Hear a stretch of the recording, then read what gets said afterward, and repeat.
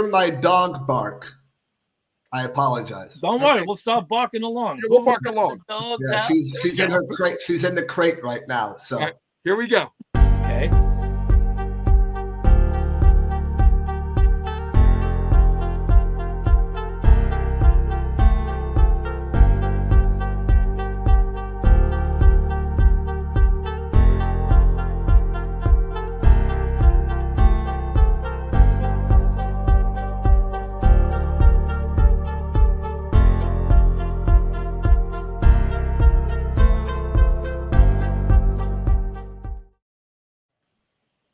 Hey, brothers and sisters. Welcome to another episode of the Mayor of Rock and Roll and Friends with Brother Gene, Puri, and who's that? Fran, Sierra?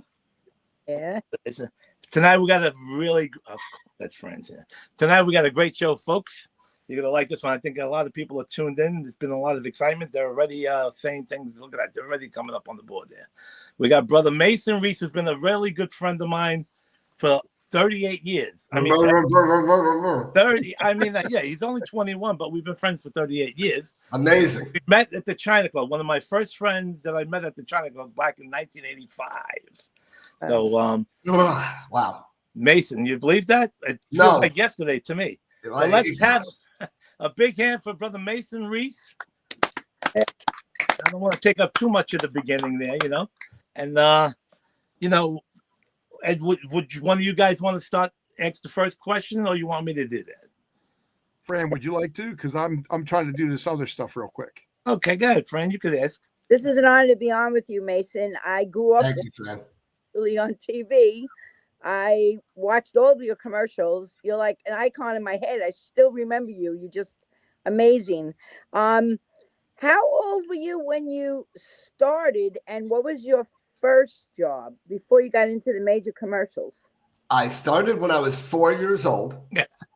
And the very first job I ever had was not a commercial. It was a print ad for Kellogg's Frosted Flakes. Wow. And it ran all over multiple newspapers and, you know, magazines inside the Sunday papers, things like that.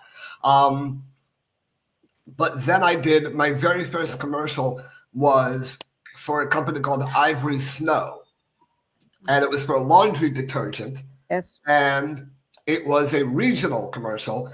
It was New York, New Jersey, and Pennsylvania. And the commercial did so well that I ended up doing 4 more for them. And those ended up going nationally because the response was so good. So I was 4. Wow. Amazing. Yeah.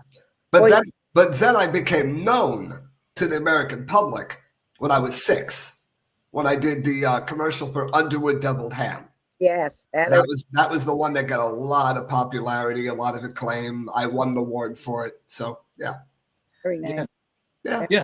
And Mason, back what was 1969 was the first? That was the first spot. And then 1972 was when Underwood hit the screens. Yeah.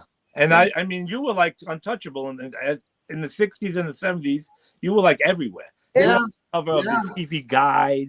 TV Guide. How many people you know is on the cover of TV Guide? Yeah, that was 1973. Yeah. And I remember it like it was yesterday. I have a couple of copies. I got a couple of copies socked away in my my closet. You know. Oh, sure. You can get them on eBay. You can find them. Yeah. I bet. Yeah, absolutely. No, it's an amazing accomplishment, and I'm honored to be part of that family. You know. Yeah. And as a kid, you were very good. I mean, as a kid, you were very good in front of the camera. How was did you have a hard time remembering lines as a little kid? No. As a matter of fact, the very first commercial for Ivory Snow, I was 4, as I said, and I beat out 500 kids for the part because I could take a script and memorize it backwards and forwards. You know what? I remember you telling me that when we did my radio show. Yeah, that memorization was never a problem. But I will say, I think as I've gotten older in life, it doesn't come to me quite as easily. I have to work quite a bit harder. I did a movie back in April, which we could talk about. But I was in about 12 scenes in this movie. And what I would do is for a month, literally for almost a month, I would have phone calls with my good friend Gordon, who lives in New York City, and he's an actor, and we would just go over lines. And we would do that literally every day for about 30, maybe 40 minutes a day. And when I finally got to the set, I was completely off book. I didn't have to look at my pages or anything. I was probably the only actor there that did, or didn't, I should say. So I think I have to work a little harder to memorize lines now than I used to, but it still comes reasonably easily.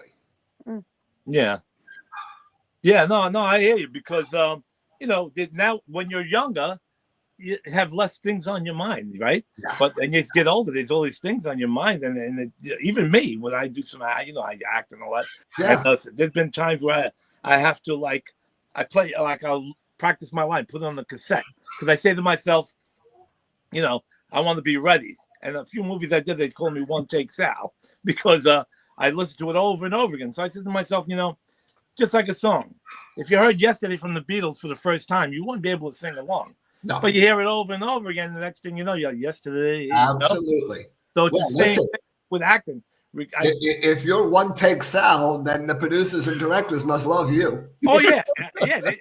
I don't know if I could do one take anymore, but no, I have the movies that I have done. I did mostly one takes, but only because I was prepared. Yeah. Yeah. Like you said, keep practicing until you have the whole thing in your head, like it's like a song.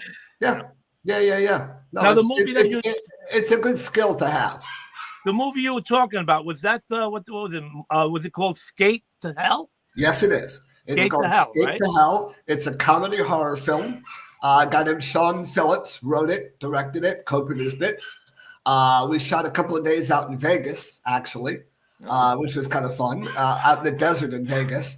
And I can't talk too much about it, obviously, but I can say that I play the devil.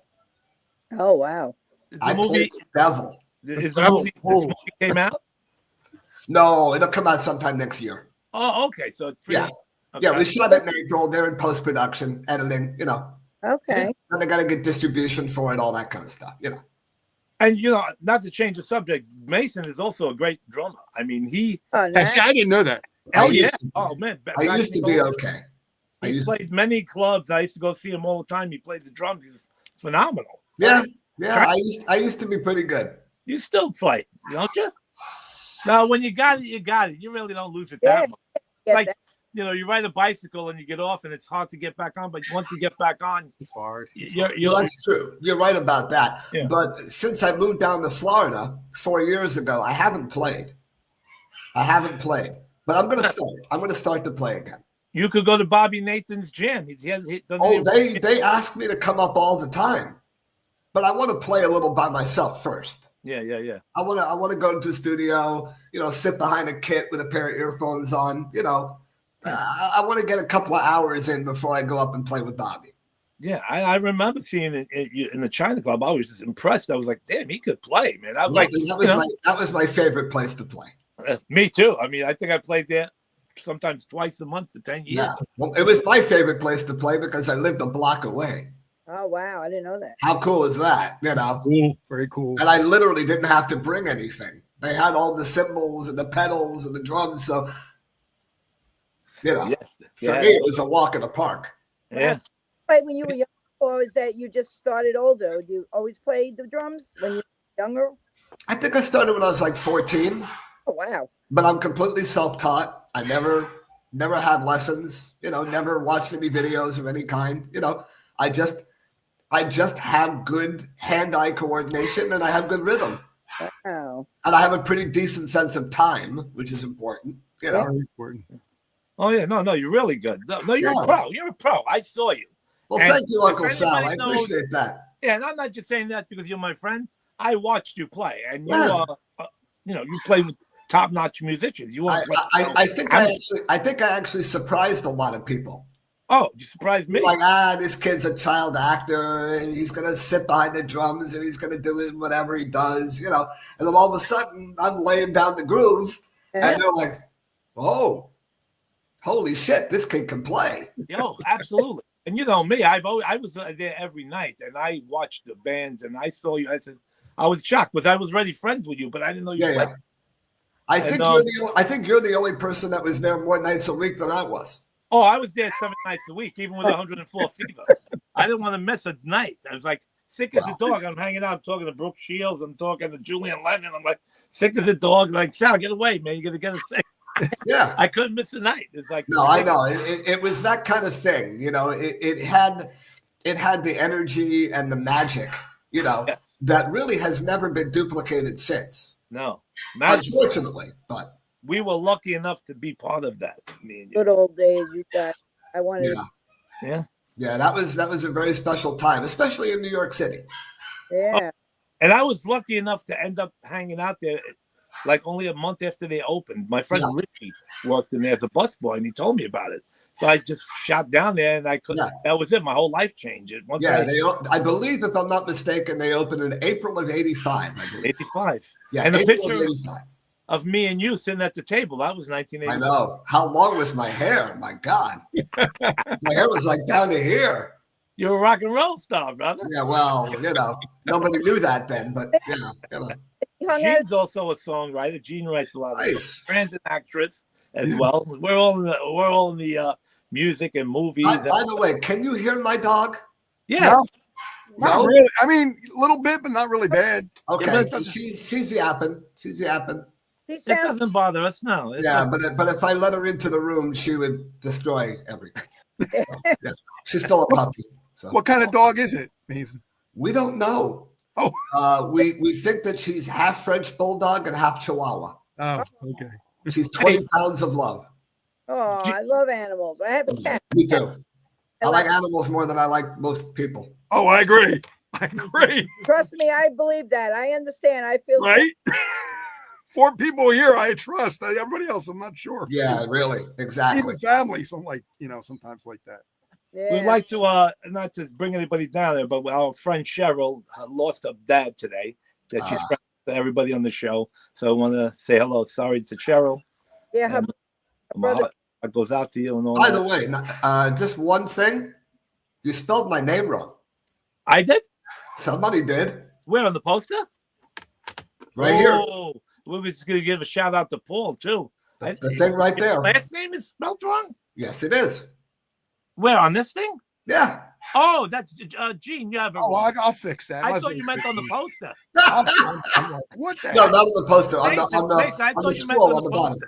Oh, that was the scroll on the bottom. I got you. You know what it was? I think Gene was so excited that you were going to be on the show. I just noticed it. So, thanks for pointing out. Scrolling it on the bottom. I'm like, oh, that's not how. Oh, there it is. Yeah, I always got it right.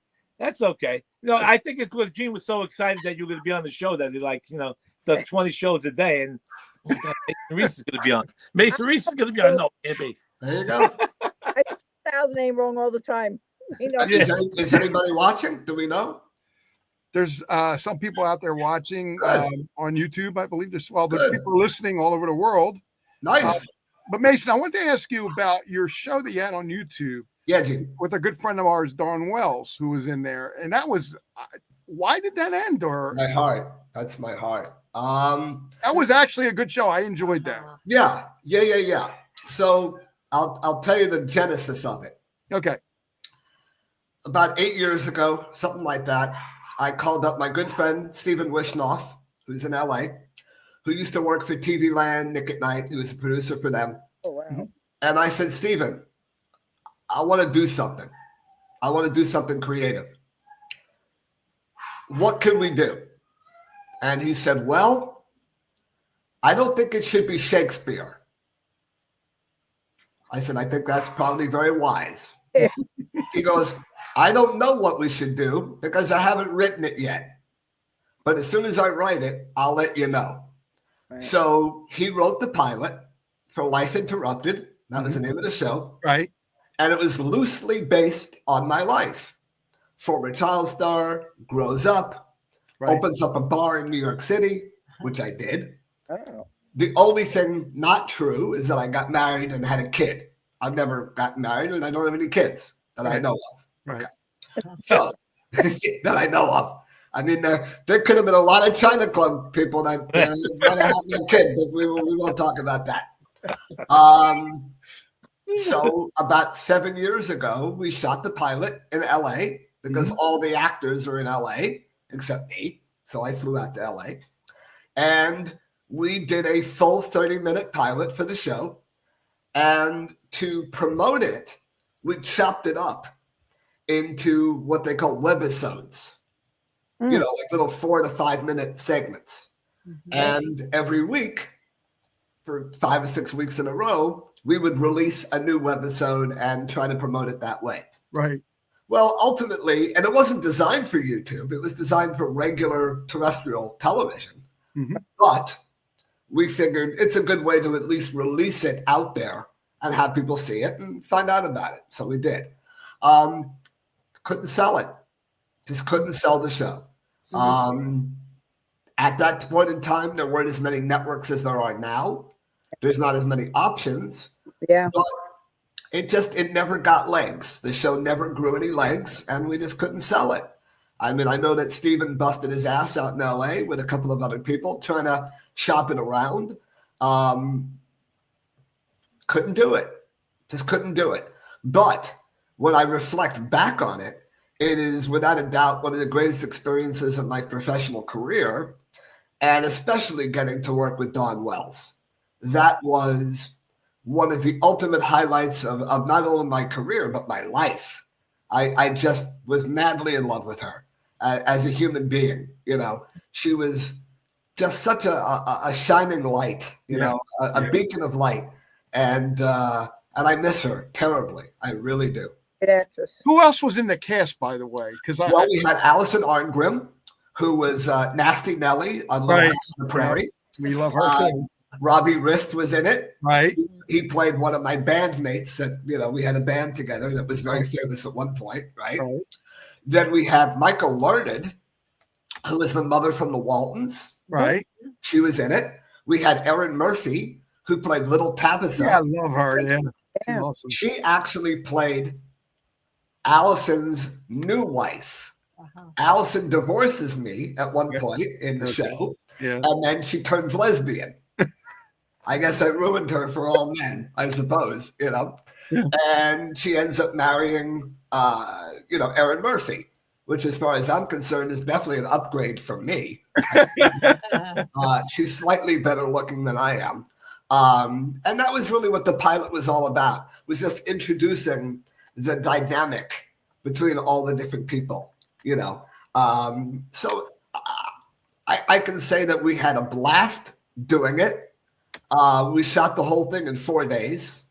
We worked long days, hard days, a lot of it on location. And it was just an amazing experience.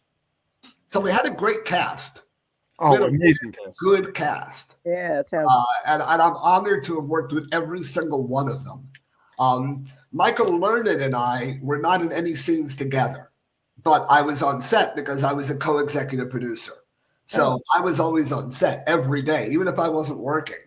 But I got to work with Allison. I got to work with Dawn. I got to work with Robbie. Obviously, I had a couple of great scenes with him. So it was pretty amazing.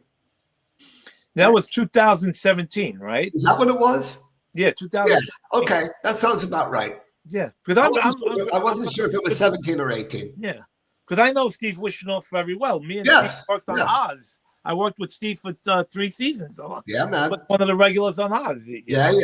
Well, he's a producer, writer out in LA. Yeah. And, I couldn't think of anybody better to ask to write a pilot and create a show. And I thought it was very funny, to be honest with you. I thought it was a well done, well shot, well produced, and very funny show. And you know what? I got to talk to Steve because there's no reason to really just stop pushing it because, anything that's, even if it's 10 years old, it'll be new to the audience once it's shown. Well, the only thing is we would obviously have to reshoot it because Dawn is dead. Recast it, but you can always cast it as she's passed away. Yeah. Yeah. And she was a central character in the show. Right. Because she plays Allison's mother, but she also plays the manager of the bar that Allison and I owned together. Right. So she was a very central character on that show.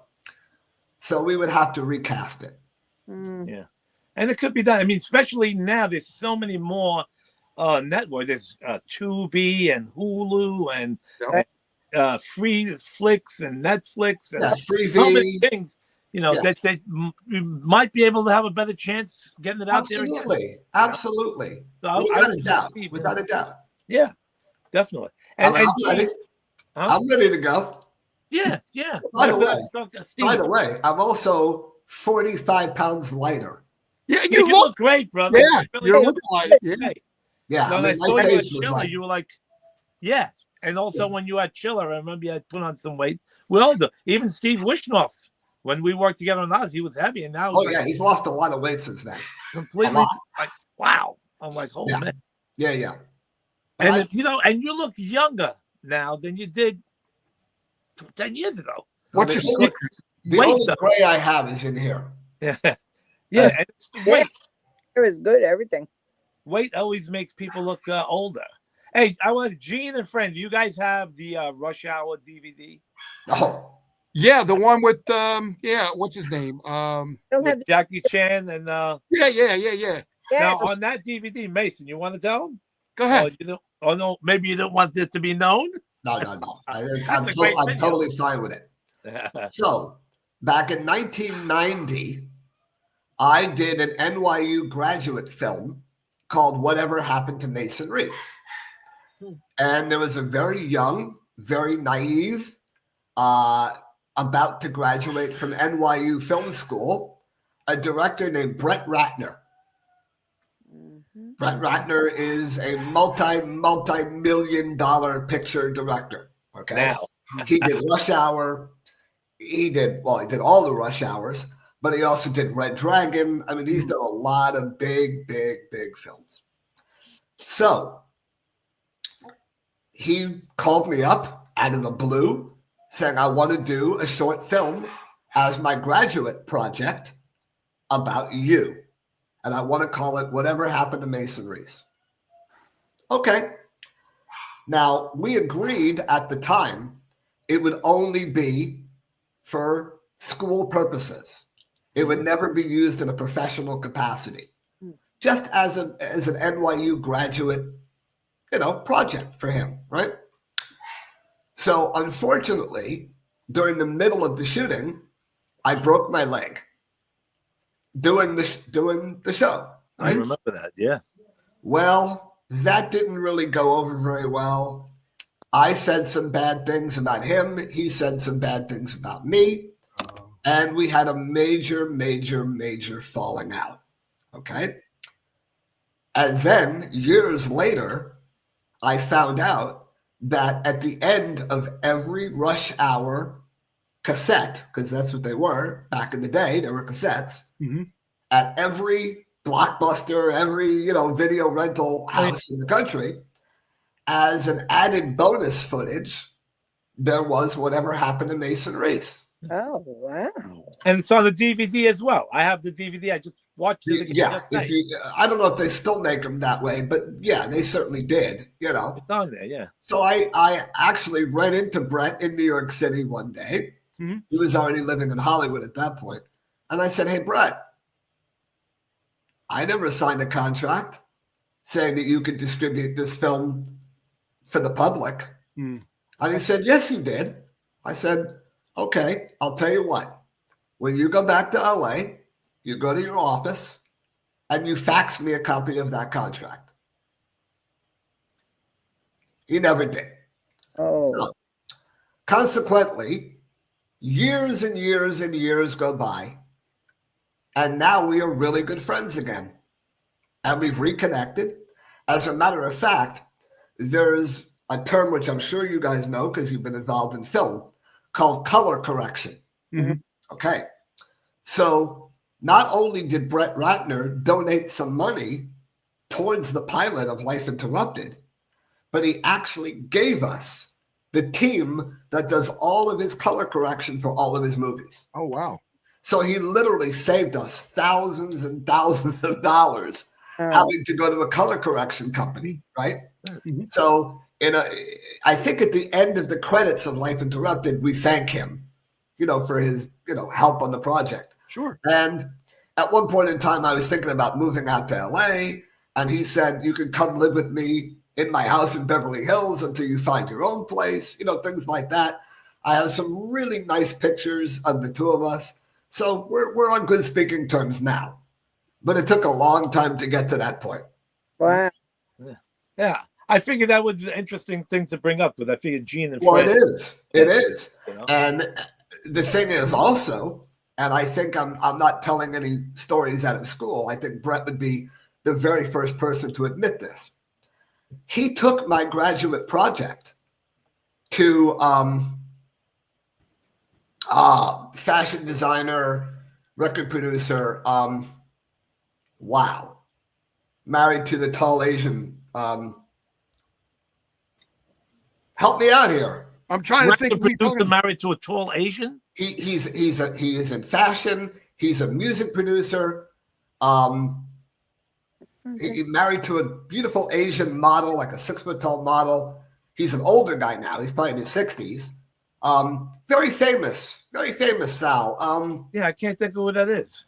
Oh my God, I can't believe this. Is that the one that knows Clive Davis by any chance? No, the black guy. Oh, black guy. Black guy. Light-skinned black guy. New Yorker. Very famous New York. Sal, you wouldn't know because I know a lot of people in New York. I probably know who he's talking about, but anyway. Not Versace. Not Versace. No, black guy. I know. I'm just. Versace's Italian. I didn't know. Versace looks like you, actually. Okay. He actually looks a lot like you, Jim. No. Jimmy. Yeah. There's so many. I swear to God, I just had it. Russell Simmons. Who? Russell Simmons. Russell Simmons. Oh, okay. Yeah. All right. Now I know you. Okay. Yeah. Wow. I'm turning 60, by the way, next year. And wow. And I'm okay. 64. You look good, though. I do. Natural black for men, brother. So he took whatever happened to Mason Reese. And I don't know how he got it to Russell Simmons, but he did. Russell ended up giving him a $10,000 donation to do other projects. And then he ended up hiring Brett to direct a lot of videos for him. Then Brett started directing videos for other people. And then he got hired to do Rush Hour. So, wow. He's actually admitted in interviews that I am the one who literally started his career. Wow. Yeah, that's right. Because he did the film with you first before anything. I was his first project he ever did. And you know what? There's there's that famous actress who was in a lot of movies. She was one of the girls with you. Rebecca Gayheart. The black hair, huh? Rebecca Gayheart. That's what. Yeah, I watched. That ended up being his wife. Because I knew we were doing the show, so I said, "Let me put that on again." I pulled out my Rush Hour DVD and watched the whole thing. Yeah. And when you get the sword goes through your throat, and you're like, ah. Yeah, that was pretty crazy. And I saw her. I said, "Oh my God, I forgot she was in this." Yeah. But she was like Becky Gayheart. Yep. Do you guys know who he's talking about? She was in a lot of movies. Yeah. Really pretty girl. Yeah, she was an actress, really beautiful girl. She ended up being Brett's wife for a while. Oh, okay. Yeah, they ended up getting married. They were high school sweethearts. Wow. And I don't know where they're. That I didn't know. Now, but yeah. I didn't know that. I mean, actually, one of the girls that was also in the back of the limousine with me, I believe, was a woman named Cynthia Bailey, who ended up becoming a huge fashion model, beautiful black girl, gorgeous black girl. Oh, I know what you're talking about. Yes. And she ended up being, I believe, one of the housewives in Beverly Hills, I think. Oh. Cynthia Bailey. She was one of the girls in the back of the limo with me. Oh, man. Crazy, right? And that scene is so crazy. When I was watching it again the other night, it's like everything's going at fast speed. You guys are Yeah. I think that's where you got hurt in that scene. That is where I got hurt, yes. Yeah, because I remember hanging out with you at the China Club after you filmed all that, and you were walking with the cane for a while. Wow. And you would come down, me and you'd be sitting right by the door there where the coat check was. Yeah. And you tell me the whole story, and you were just shooting this film, and you fell and you messed up your leg, and I was like, oh man. Yeah. And you used to always do that. I don't know if you remember. Whenever you used to see me, that was our handshake. Yep. Little finger thing. I do remember that. And that's very similar to the one I had with Chris Saleo, too. Who used to manage the China Club, just for people who don't know. Brother Chris, yeah. I hope he's watching. And I hope they're all watching. I just saw him recently. How's he doing, all right? He's doing great. Brother He's Chris doing really good. He always does. He's the best. I was in New York for 10 days. Oh, man, I wish I knew. Back in October. I was there for 10 days. And I went to his new restaurant that he works at. And we had lunch at Dynastia in New York City. We had a good time. A couple of China Club reunions that I went to. Yeah, that Chris and I had at our bar. Mm-hmm. And we owned together. Yeah. Well, that was in the picture with me, you, and there goes Brother Mason. Yeah. Right. Cool stuff happening. So people can see who what he's done. Yeah, that's a brand new headshot, actually. That's like 3 months old. Yeah, I remember when you were posting and you were asking people, this one or this one? Or should I use this one or this one? And everybody picked this one. Blue. Even I said this one. Wow, you're going to be 60. You look so good in there. Wow. Yeah. So young. Yeah. Oh, is this from IMDb? Yeah. Okay. Oh, God. I'm just giving people a little idea of what you did. I remember all that. Wow. I didn't know you did Dunkin' Munchkins. Yeah. Yeah. Yeah, that was in 1977. I remember. Yeah. Yeah, that's what my wife told me about, the smorgasbord one. That was on MeTV. Smorgasbord. Yeah, MeTV actually posts things about me all the time. I love me. It's funny because they never hired me. Yeah. Oh, wow. They love to talk about me, which is there it is right there. There's Life Interrupted. Yep. Oh, that was such a great show. Yeah, I'll be honest, man. Just looking at that photo kind of just like makes my heart, feel and so you know good. what? Just that picture alone looks like it would have been like the perfect sitcom. Just by looking at that picture. Yeah. That picture would have made like the cover of TV Guide like that. It looks like a cover of a TV Guide, right? Yeah, that's a real bar in Los Angeles, by the way. Yeah, we got to talk to Steve Wishnoff and say, Brother Steve, man, let's push this thing because we got to bring it back. Never too late. It's just like, yeah, absolutely. There's, and if anything, you reshoot it. Maybe I'll be in it myself this time. I could play Uncle Sal. Yeah. By the way, that sticker that you just had on, whatever happened to Mason Reese, Brett Ratner actually made those. Oh, the actual cool. They're real stickers. Yeah, and I have many of them. He gave me like 30 of them to keep. That is so cool. Yeah, it's cool, right? Yeah. Do you guys know that also Mason, when he was little, he was also a regular on the Michael Douglas show? Yes, that I know. I remember that. I remember. Yeah, wow, I didn't know that. I did that show 32 times. Yeah. Yeah. Every time the show was on, Mason was on the show. Every single time I saw it. Yeah. Yeah. Dancing on there. And I did all kinds of crazy things on that show. Yeah. When I first walked into the China Club and I saw you, and I said, oh my God, that's the kid from the commercials. Because that was 1985. I was 27. I was 20. Yeah. Well, no, 87 you said, or 85? 85. Yeah, I was 20 no, years right, old. Right. I was 25. What am I talking about? Yeah, I was 20 years old. Right, and I was 20. I don't think I was even legally allowed to be in there, I don't think. I think the legal age was 21 at that point. My God. And those were magical times. I mean, right, Mason? We'd walk in and, Robert Gordon's over there and David Bowie's over there and Nile Rodgers is over there and Billy Squire's over there. Eddie Murphy's over there. It's like, you're like, oh my God. And I got to say something, Sal. Yeah. I think if my mind is correct on this, my memory, I think you were the only person that actually walked around carrying a camera. Yeah. You said that to me many times. You told me that. You said, you're ahead of your time because you were the only one walking around with a camera. Because that was my thing. I wanted to get. Well, there were no cell phones back then. Yeah, no cell phones. There were no camera phones. People didn't have that kind of technology in 1985. Right. That's right. But Sal had a little camera he used to wear around his neck. And he'd walk around and people were nice enough to take photos with him. Yeah. Because I became part of the clique. Let me ask you a question. Did anyone ever say, fuck off? Never. No? I never had anybody say that to me ever. Amazing. You know what it is? Because I think everybody liked me. I mean, I treated everybody like family. Well, and I didn't take pictures with them right away. I became friends with everybody first. You know, Right. I started going every night. And I met yeah. Julian and Mitch Weissman and this one and that one.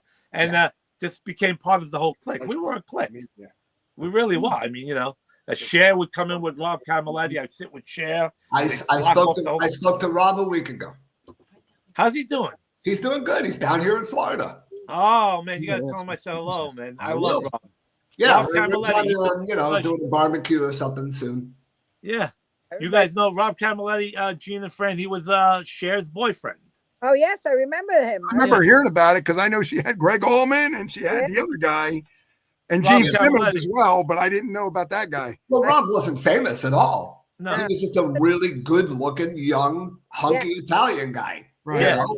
And we were at a club called Heartbreak. Oh, yeah, I played all the way downtown. And literally, Cher saw him from across the dance floor. You know, and she had a set of balls on her, so she went up to him and said, I think you're really hot looking. And away from that. Yes, you did. You know, he said, oh my God, you're Cher. And the next thing you know, they're dating each other. Yeah. I remember when I had Rob's when they lived in New York, and I would call up a couple times. I talked to Cher on the phone. Yeah. I called Rob and yeah. And you know, Cher knew me because we sat at the China Club at the table, and they actually had like the some of the bouncers stayed in front by the table because they had everybody's going crazy for Cher. Yeah, you know, I sat next to her one time, like one table away from her, but I never met her. Oh, really? Never met her. No. Oh, no, I had the laughing the whole night. I did the whole skit of Nicolas Cage from Moonstruck. I lost my hand. I lost my pride. Johnny has his hand. Johnny has, but you want me to put a heartbreak on the shelf? And she was like, oh, my God, you know the Cher was like, Sal, you know the lines better than I do. Listen, the fact that you had the intestinal guts and fortitude to walk up to these major stars is amazing. Do you know, I never was intimidated by anybody. I walk up to them like as if they're supposed to know me. And that's how I did. I just walked right up to them and shake their hand and exchange numbers by the end of the night. And, you know, did that. As soon as I walked in, the first night I walked in, who's walking towards me going to the bathroom? Julian Lennon. And I said, yo, what's up, brother? I went right up there. He goes, hey, mate. And then I said, I went to hung out. I just walked right up to the table and sat with him and Carlos Alomar, Carmine. They was like looking at me like, who is this guy? I said, you guys don't mind if I join you, do you? And I just sat down at the table. They were looking at me. That would never happen today. That could never happen in this world today. I don't know. I mean, you know, it's just something about me that I don't know. Even you're likable. People like you, and you're not intimidated. You're not afraid of anybody. You treat everybody with respect, and you care about them, and you do not discredit them by thinking that they're bigger than you. You keep everybody at the same level. That's why they love you. Yeah, I think that's a big part of it. Right? Yeah, it is. It is. You're right. And I'm always smiling. I always get the big smile. So I'm very welcoming. You know, I like have that welcoming smile. Hey Mason, my wife's got a question for you. Sandy, she's a children's book author. Go ahead, ask Mason your question. Go ahead. Hi, Mason. Nice to meet you. Thank you. I was just wondering about your education. Did you go to a private school, public school, or I always wonder, what celebrities? Right. So I started by going to St. Michael's Montessori School in Manhattan, New York City. And from there, I went to Professional Children's School, which is where a lot of actors, dancers, Juilliard students, School of American Ballet performers went to my school. Famously, Brooke Shields went to my school. Milton Berle went to my school. Oh, wow. Macaulay Culkin went to PCS. That's what we called it, PCS. And I never went to college. Didn't feel the necessity. I always knew in the back of my mind and in my heart that whatever I was going to do with my life was not going to be dictated by a piece of paper in a frame up on a wall. And I was right. I was 100% right. I hated school. I hated every school I ever went to. Was not challenged by them. Found it very boring, very uninteresting. Yeah. My personal life was 1,000 times more exciting than anything they could have ever taught me. Yeah. My teachers hated me because I got D's in every class, just enough to get by. I did just enough to pass, the class. Yeah. And they would say to my parents all the time, "Why is your son doing this? We know he's incredibly intelligent. Why is he doing that?"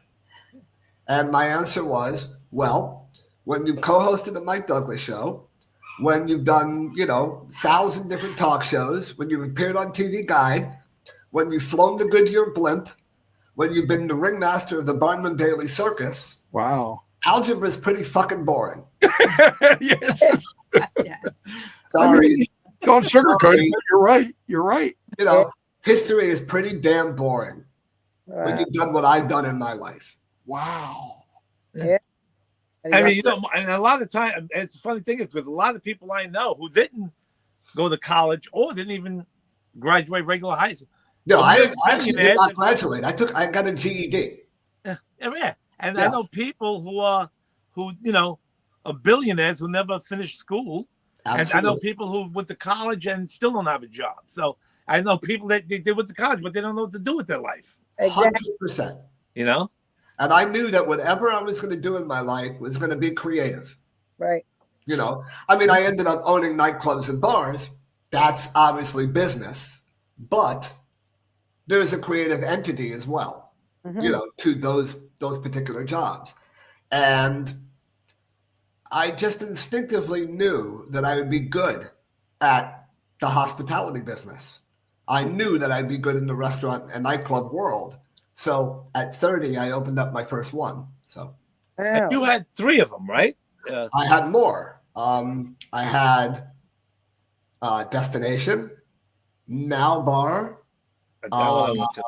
place called the Luxury Box. Did I say Destination? Did I say that one? Yeah, I think so. Yeah, I think it's Paladar, which is a Latin restaurant in the Lower East Side. I think I had 5. Wow. And a place called Mason's on the Upper West Side. All in New York, right? All in New York. All in Manhattan. And the one that we had, the China Club reunion, that was a place called Destination. Destination. That was like a neighborhood pub. Yeah, it was nice though. That was on Avenue A. Avenue A. Yes, I remember coming. Yeah, Chris Saleo, the general manager of China Club back in the day, he and I were partners in that. You were partners, and I came to that. Matter of fact, there's the picture that I've been promoting the show with me, you, Marianne, and rest in peace. Yeah. Right? Well, Jesus Christ, what's her name? I'm having a brain fart on that one. You see what I mean? I mean, how can we forget anybody's names? This is what happens when you get old. Now she was a waitress there. Lauren Donadio. Yes. Lauren Donadio. Yeah, Lauren Donadio. Yeah, may she rest in peace. That's right. Very good friend of ours. Yeah, she was a sweetheart. They all that were. You're picture all good of me, people. you, her, and Marianne was at that night. Yeah. Those were a couple of really fun parties. We had 2 really good parties there. Yeah. That was a great party. Yeah. And good food too. Brother Mason supplied some serious good food, good booze. I know what you want. Yeah, baby. Do you have any play open anything up in Florida where you are now?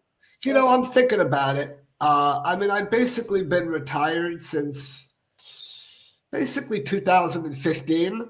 Okay. I've kind of led a very relaxed life, but there are moments when I think about opening up something down here. Yeah, in Delray Beach, which is where I live. Oh, I love Delray Beach. Beautiful. Yeah, I love it too. I really love it down here. The beaches are gorgeous there. Oh, I love it. I'm not a beach guy, but I just love the city itself. No, Delray Beach area is beautiful. I have friends there. Love it. We should open something out there. Oh my goodness.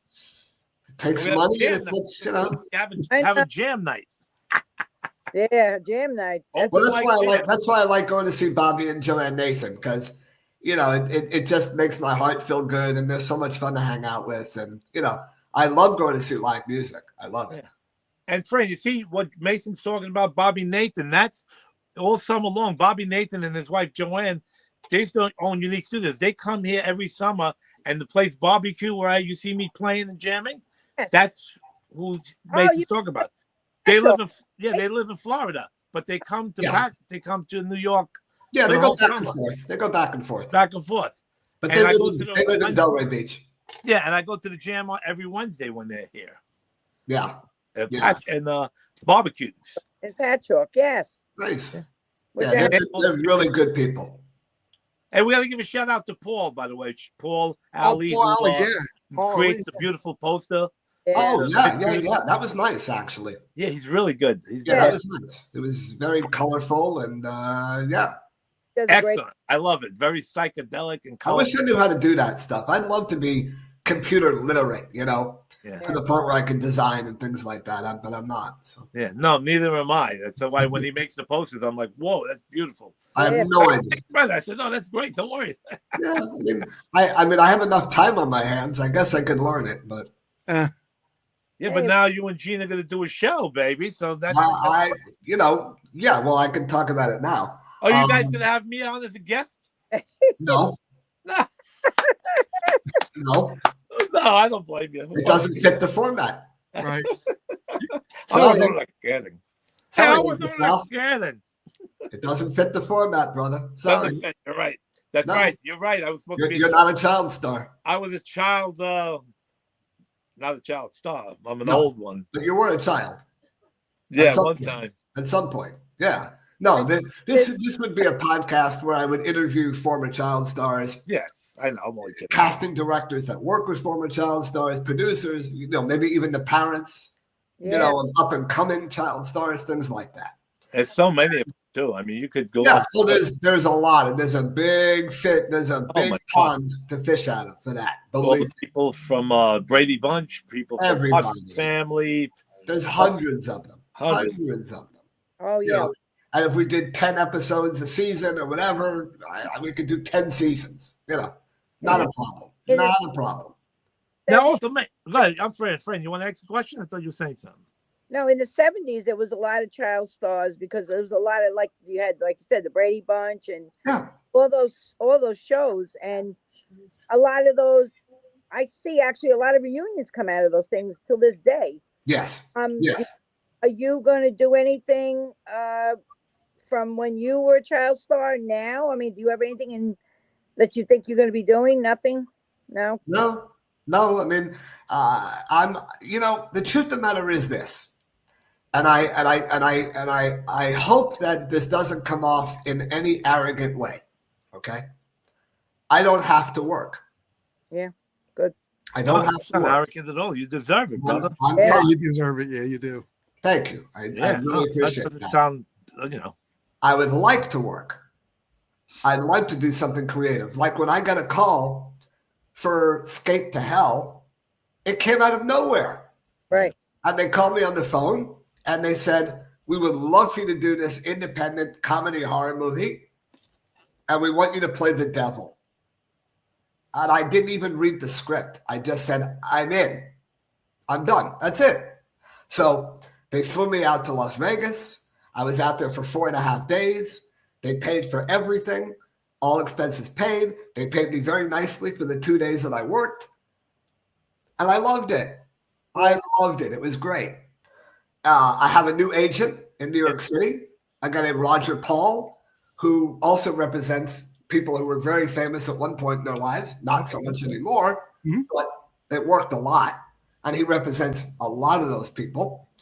And he knows exactly what kind of projects I would like to do. So if anything comes across his desk that he thinks is appropriate for me, I'll audition for it, or I'll do it, whatever it is. But I'm in a very fortunate position where I don't have to. Right. And, I've done a couple of these autograph shows like Chiller, the one that Sal goes to, in October. And I appreciate them. I think it's a wonderful way to for fans to meet people who are iconic to them and important to them. And I've done a few of them. I think I've done 4 of them total.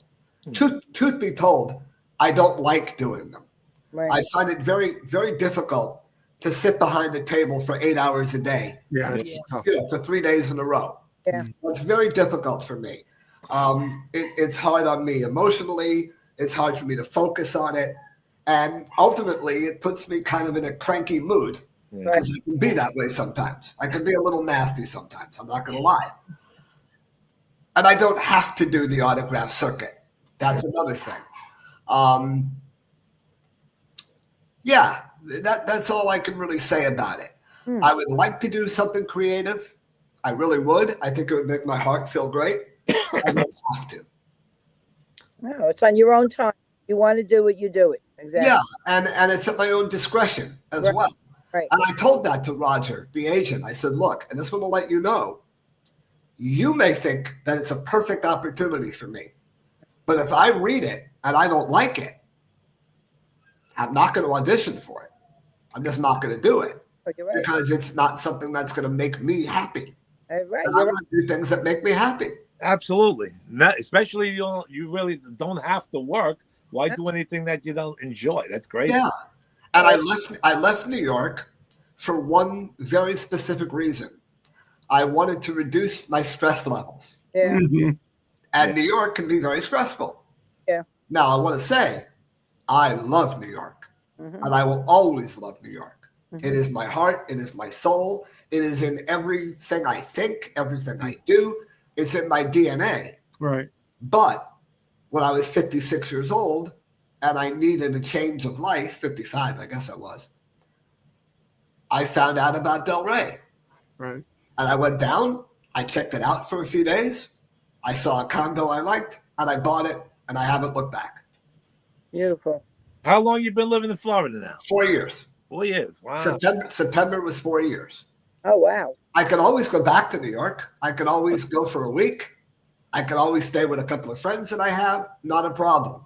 And I like to call it getting my injection, getting my vaccination of New York, because I do need it.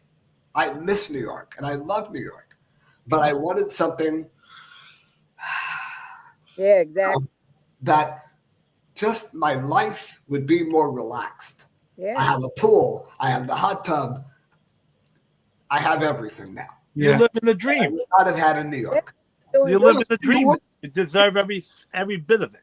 Thank you, sir. I appreciate that. Absolutely. And that's what you worked for. And I mean, that's what anybody works for. You want to get to that point where you're a comfort level. Yeah. And relax. Like me and my wife were both relaxed. We're retired. And we do whatever we want that makes us happy. And that's nothing. Right. If I want to go out, I go out. If I want to stay in and cuddle with my dog, I stay in and cuddle with my dog. Yeah. That is my life. Yeah. If I want to go see live music down on Atlantic Avenue in downtown Del Rey, I hop in an Uber and I go there. That's it. That's it. That is my life. Life is a short stay, man. While you're here, you got to do the things that make exactly right. And why, if you can, and you have the ability to reduce stress in your life, I advise everybody out there to do that. Because it really helps. It really does. It really is rough for some people. Like me, I work 2 jobs, and it's hard. I would love to do it, and but some people can't. And you're blessed that you can do that, and that's a really good thing. Yeah, but I mean, I put in my dues. Doing the acting thing. I did 20 years in the nightclub business. Yeah, 20 years I did nightclubs and bars and restaurants. Wow. And now I'm enjoying the fruits of my labor. Yeah, I mean, that's it. Now, that being said, if there's anybody out there that wants to hire me, let me know. Hey, Frank, you got to tell him maybe this guy that you were telling me about that wants me in the movie that you were telling me last night. Want to put Mason Reese in the movie with us too. We're hiring Sal for a part. We're gonna. Just tell me what the idea is, and let me look at a couple of pages, and maybe we can work something out. Got to get Brother Mason in there. This is actually something that I'm going to talk to him about it. Listen, clearly, I'm a unique character. Yes. I'm not going to play just any role in any situation, right? Yes. So it's got to be something obviously a little bit unique, a little different. Yes. But out of the box. In this last movie, I played the devil. Yeah. Who knew? Who knew that at 59 years old, I'd end up playing the devil. Yeah. Now, you also did a thing called Sunday in the Park with Dog. Yeah. What? So my good friend, Robert Rosenbaum, who's a producer and a writer, he came up with this little, I think it's about 7 minutes long, maybe 6 minutes. That's a little and it's a little animated short cartoon. His wife did the animation and the music and things like that. Nice. And it's just a 2-character little cartoon where I play a dog. Oh. I play basically a Brooklyn kind of wise-ass dog. Now, is that on YouTube? I was looking for it. I couldn't find it. I don't know where it is. I was looking. That's a very good question. Yeah. That's a really good question. So you looked on YouTube under Sunday in the Park with Dog? Yeah, I looked. It might, and it wasn't there. It might be. And maybe I keep scrolling. Maybe I didn't scroll enough. Because when you put certain titles in. I'll tell you one thing. It's not on my personal page on YouTube. I know that. Mm-hmm. And it should be because, it's very funny. My mom loved everything I did, but she was a very harsh critic at the same time, Mm-hmm. I think one of the most favorite things I ever did in my career was that little cartoon. Mm. She absolutely loved it. Mm-hmm. And every time I go over to her apartment, she would say, put that on the TV for me. Yeah. I want to watch it again, and she just loved it. And it's kind of a spiritual little cartoon. It's kind of like, it really is all about the meaning of life. And the interesting thing about it is if you look at it written out, it's Sunday in the Park with Dog, but it's D-O capital G. Okay? And that's significant. Yeah. Because you walk away from the cartoon, not only am I a dog, but maybe I'm God. Maybe I'm God. That's what I thought you were coming with. Maybe I'm God talking to this lonely gentleman on a park bench in the park because I'm very wise and I'm very sage. And my answers are kind of smart ass, but they're very straight to the point, and they're very smart and very wise. So that's why he wrote it D-O capital G, because one of my lines is, dog is God spelled backwards. Right. Yeah, it is. Yeah. So am I a dog or am I actually God talking to this little lonely old man on a park bench through the physical being of a dog? Sure. Wow. That's deep. Very deep. It is. And it is. It's a very cute little cartoon, and it's funny, and the design of it is beautiful. I try to find and it's funny because the dog has my hair. It kind of looks like a little bit of a beagle, but he's got the red dew on his head. Cool. So it kind of looks like me at the same time. That's so cool. Yeah. Gotta find that. Yeah. And Sunday in the Park with Dog. I could see why your mom really enjoys that because, it is true. I truly believe that, if God is everywhere, if you don't see God in this, if you don't see God in that, the bird or whatever, and humans, then you won't see God because God is everywhere. So God also could be going through anything. I've seen that movie, what's it called? The Invincible or something like that, where the Spirit of God goes through the people and makes them say things, going through certain animals, make them do things. So I could see why your mom liked you that. You could argue that gods are more dog-like than humans. I mean dogs are more godlike than humans. That's so true. Yeah. Yeah. You could very easily argue that because they're pure. They're pure and they just want you to love them and they want to love you and that's it. That's animals. That's all pets. I feel. Yeah. And I've always been a dog lover. So. Yeah. Oh yeah. And luckily she's not barking right now. Yes. You always had a dog, even in the China Club days. I remember you had a little dog you used to bring to the club. You'd be sitting on the couch up there by the coat check, and you have a little dog with you. We all sometimes. But he used to come to me when I used to work at Destination pretty much 5 days a week. I was there. Yeah.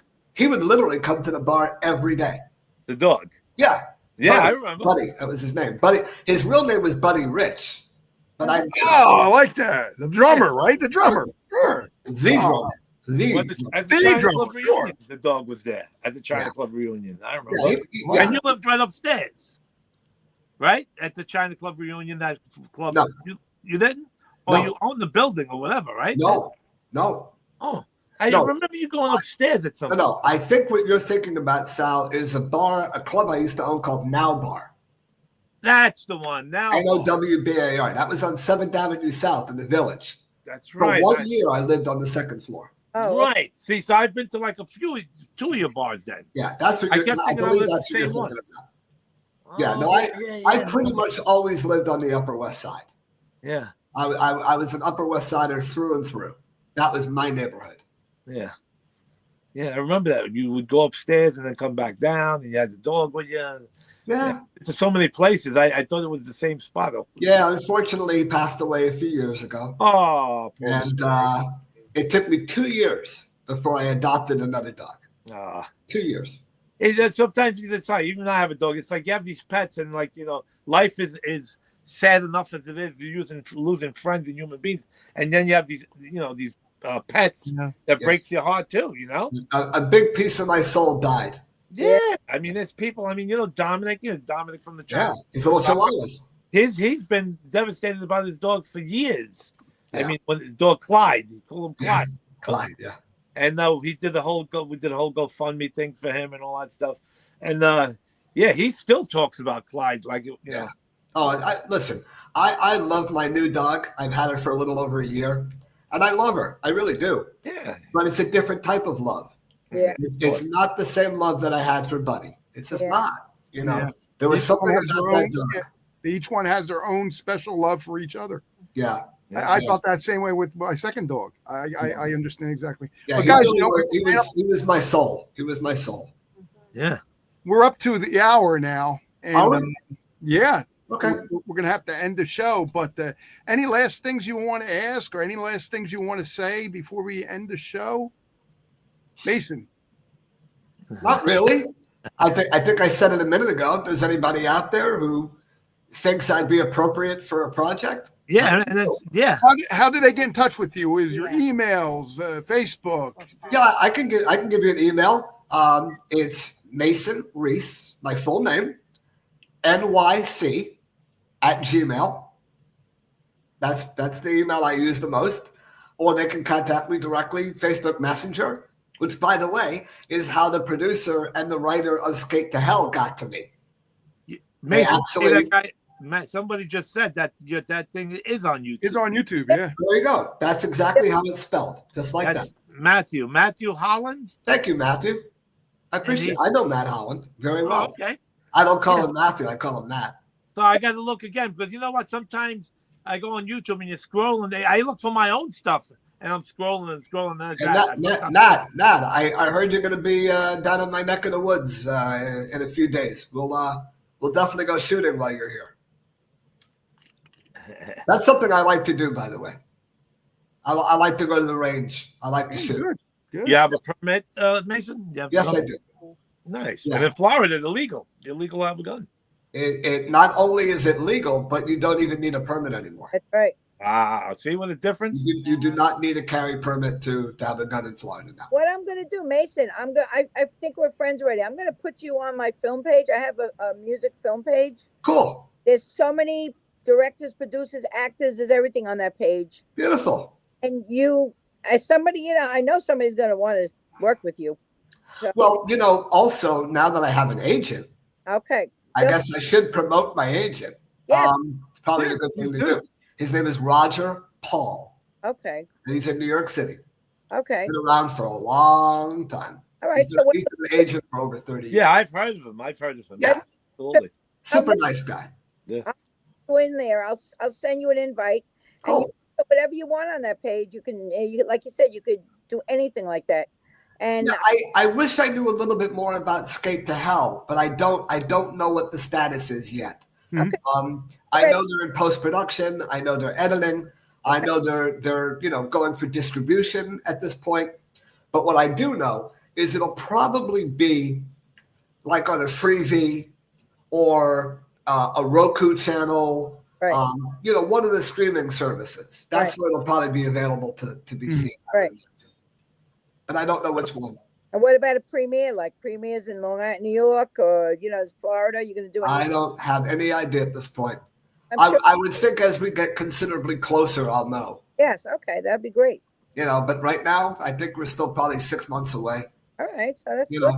It's yeah. And I'm looking forward to it. I had so much fun doing it. So Yeah. That's yeah. good. All right. So I'll keep in touch with you, and like I said, I'll invite you on my page. And I think there's a lot of people that would love probably to talk to you.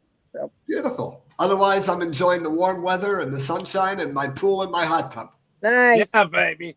Enjoy your time. Yeah. I'm living the dream, baby. Living the dream. That's it. Life's too short. One day I always say, live it while you can, because life's too short.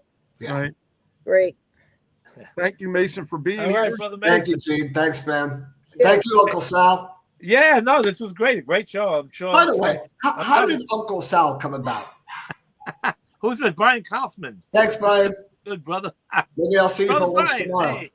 Brian There's some lives in people the just same coming on community. now. They What? caught us late. There's some people just coming on now. They caught us late. They said, Oh, wow. Okay. That's okay. I bet you on YouTube there's a ton of views. Yeah.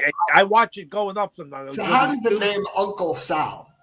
Uncle Sal, because I always call everybody like a lost long relative. Brother Mason, Right. Uncle Sal, Uncle Joe. I still do that. So that's how you ended up calling me Uncle Sal, because I would say Brother Mason the whole time. Yeah, Brother Mason. Yeah. I like that one. That's good. I accept that. Yeah, man. See, All right, guys. makes me feel like the good old days. And I really had fun. This was fun. thank you yeah, so we're gonna much. do it again. We'll definitely do it again. That was And, we'll talk. If you want to stay on when we come off the air, if you want to just talk to Gene. Well, at some point, I gotta let the beast out of her cage. Do your thing. Do your thing. She's in her crate. Peace, Well, send me my everybody. info. By the Thank way, you. I haven't had dinner yet. Go eat. Oh yes. Thank you so much. Thanks, Paul. Thanks, Paulie just gave me the confetti. I see. always get confetti. Where's the Thanks balloons? guys. Thanks, Oh, everybody. yeah. I was wondering what that was. Okay. Have a good night, everybody. Thank Talk to you Thank soon. you, guys. Peace, my Appreciate brother. it. Bye, everybody. Be well. Yes. Poor Mason, he's got to go eat.